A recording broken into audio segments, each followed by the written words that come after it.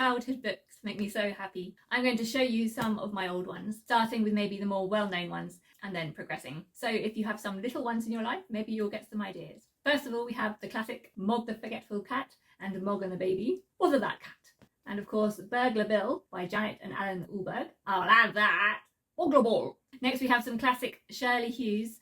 Alfie Gets In First and Evening at Alfie's. I remember the illustrations in this so much with the flood and the Ark toy. And of course, Dogger. I think this one gets a lot of people right in the heart because your childhood soft toy, losing that is just the most unimaginable, awful thing that could happen to you when you're little. These next ones are less well known. I've never seen them mentioned anywhere, but they were a staple in my family. So The Green Tiger and Humphrey the Friendly Camel. There are more in this series by Diane Elson. And in this one, the tiger paints himself green. And I remember an illustration very clearly from that.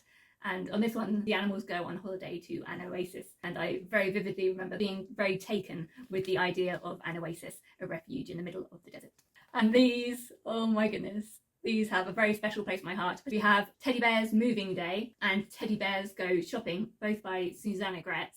And there are more in this series as well. I have so many fond memories. And this one especially, Teddy Bear's Moving Day. We moved around quite a lot when I was little, so this one especially meant a lot. I'd recommend seeking them out. So this is potentially the first sci-fi book that I ever read, or was read to me, The Intergalactic Kitchen by Frank Rogers. And it's got these amazing illustrations throughout. I think this is for slightly older than the picture books. And this family suddenly find themselves in their kitchen in space.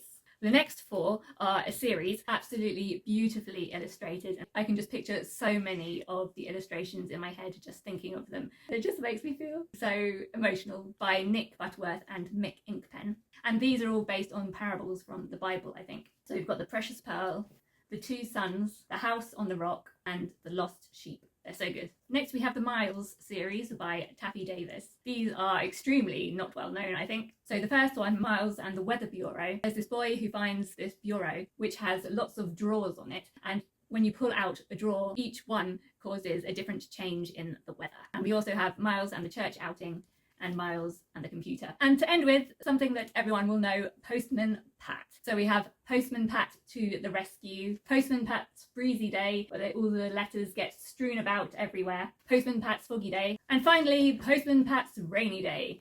We could do with a bit of rain at the moment. Do you recognise any of these books from your childhood? I always love passing down my favourite things from my childhood to the next generation. If you'd like me to talk about any of those more in detail, let me know. Maybe I'd be able to show you one or two of my favourite illustrations, so let me know if that's something you'd be interested in.